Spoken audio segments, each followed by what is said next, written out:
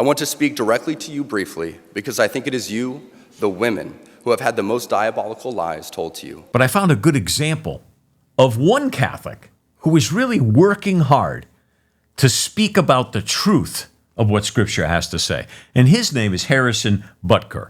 28 years, the 28-year-old place kicker for the Kansas City Chiefs. Excellent commencement address at the Benedictine College in Atchison, Kansas. He said this speech on May 11th, 2024. I want us to look at a couple of cuts here, and then we'll talk about it, because these really play into where we are culturally today. So here it is, first one. Our own nation is led by a man who publicly and proudly proclaims his Catholic faith, but at the same time is delusional enough to make the sign of the cross during a pro-abortion rally. He has been so vocal in his support for the murder of innocent babies that I'm sure to many people, it appears that you can be both Catholic and pro-choice. He is not alone. From the man behind the COVID lockdowns to the people pushing dangerous gender ideologies onto the youth of America, they all have a glaring thing in common. They are Catholic. This is an important reminder that being Catholic alone doesn't cut it. This is an important reminder that being Catholic alone doesn't cut it. One of the reasons I left the Catholic Church is because it was basically steeped in all of this tradition, namely that, once you're Catholic, you're all set. You don't have to worry about anything, especially if you wear the scapula around your neck. And, maybe if you're about to die, the Pope comes or the priest or the bishop or the cardinal or somebody comes around with a couple of candles. They hold them up to your neck and they do extreme unction, last rites, and boom, soup, you go right to heaven. All of that leads people to think that they can just live their life any way that they want and that you're okay with God and, you're going to go right to heaven. But that's not what the teachings of the Bible talk about. So why did this guy, who did a tremendous commencement speech, this was fantastic, and he's proud to be Catholic, and God bless him, because we need more conservative men like this who stand up for what real Catholicism started off as, and that is being honest and truthful. He said something in there that was pretty interesting. He said, we have our president of our nation right now who's delusional enough to make the sign of the cross during a pro-abortion rally. And that's amazingly, it kind of flies right in the face of being Catholic. You're proclaiming, standing for the murder of a child, and then you do the sign of the cross? Oh my God. What are you basically saying here? Now the devil can do the sign of the cross. Anybody can do this. It's pretty much meaningless. Another thing about Catholicism I didn't like is all of these ridiculous traditions, like somehow or another doing this multiple times is going to bless you or going to do anything. It has nothing to do with anything whatsoever. But his statement was true. It says many people think that being Catholic means that you could just live your life any way that you choose and you're going to be okay with God because you're Catholic. And that's the problem. We have a whole generation of people who think, well, listen, hey, my father was Catholic, my mother was Catholic, my grandmother was Catholic, my great-great-great-grandmother was Catholic, everybody was Catholic, so that means, I guess I'm okay because I'm a Catholic. It means nothing. It means absolutely nothing at all, because Jesus is looking for people to have a personal relationship with. Let's look at this next cut. Here it is. These are the sorts of things we are told in polite society to not bring up. The difficult and unpleasant things. But if we are going to be men and women for this time in history, we need to stop pretending that the Church of Nice is a winning proposition. Yeah. We must always speak and act in charity, but never mistake charity for cowardice. Yeah, the Church of Nice. Yeah. See, that's what the world wants us to be. That's what culture wants. They want the church to be nice. They want us to say things that are, nice, but not necessarily truthful. You know what I mean? They want us to say things like, oh, you're going to go to heaven. Everything is great. And by the way, have you ever gone to a funeral, a wake? Ever been to any one of those things where the priest got up and basically said, well, I don't know where he is today? No. Why? Because they lie. They lie.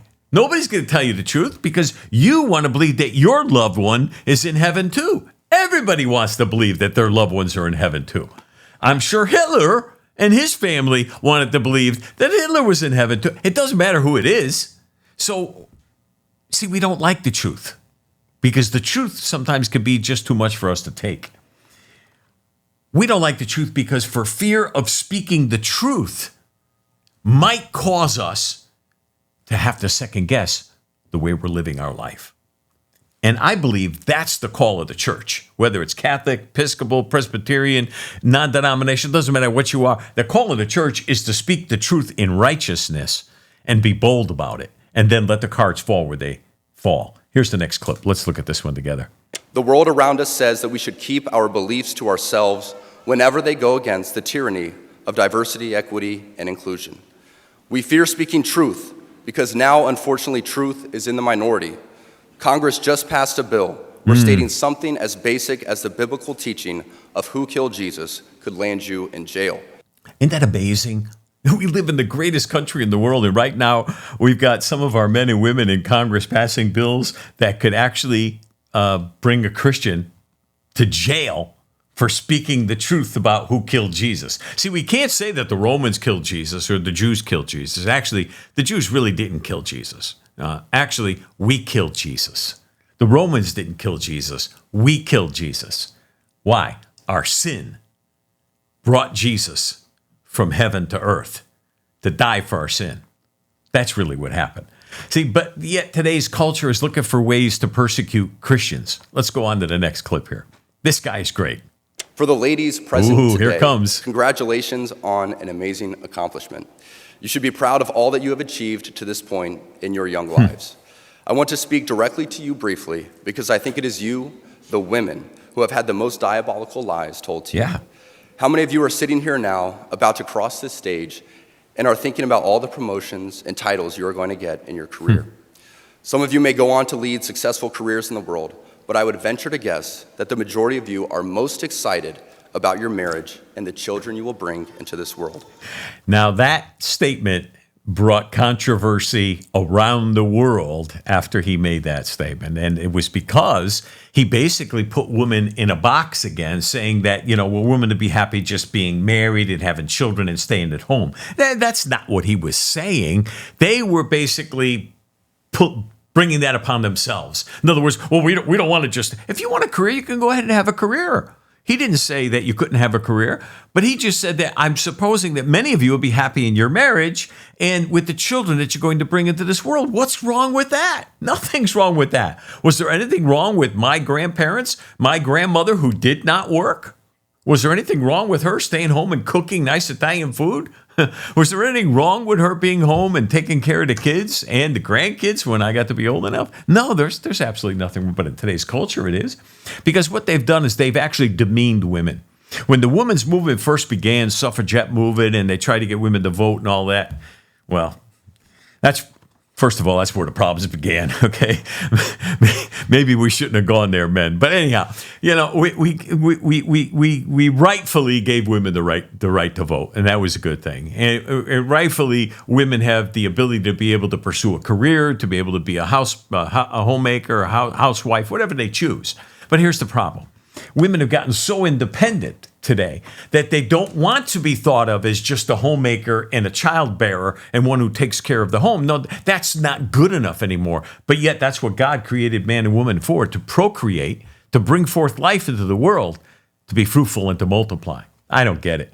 But I think we should go back to some of the, maybe older traditions, because that's really what makes a difference. I think that's what's going to help our country. I want to listen to the next clip here. This is powerful.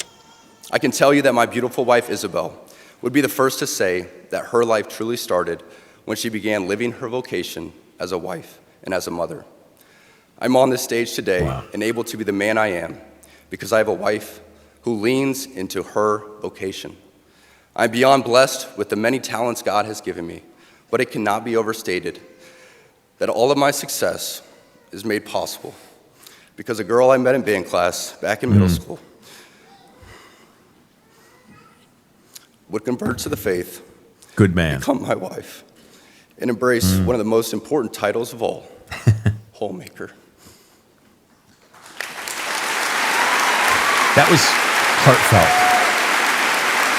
You could tell. Powerful. And the people loved it.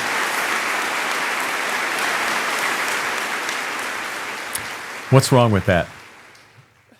See, there really is nothing wrong with that. And people do long for that once again in our society today. I know when I speak about my wife and I speak about my life today, I wouldn't be where I am if it weren't for my wife. And I am proud of her no matter what she does. Doesn't matter. But the most important thing is she's there. She's there. She's there for me. She's there for my son. That's what's important.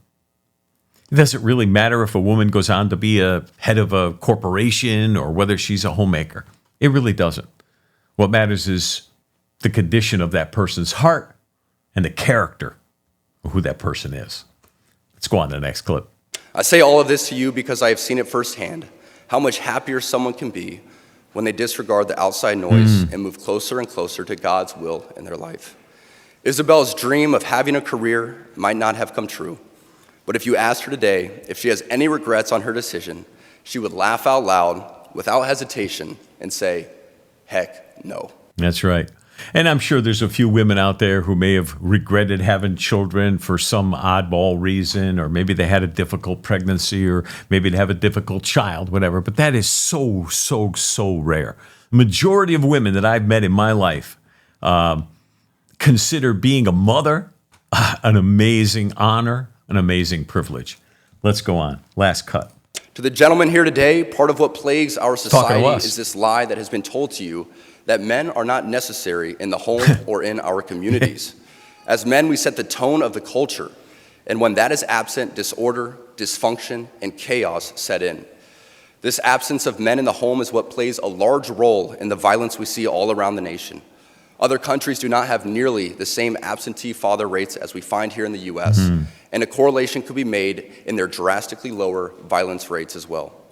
Be unapologetic in your masculinity, fighting against the cultural emasculation of men.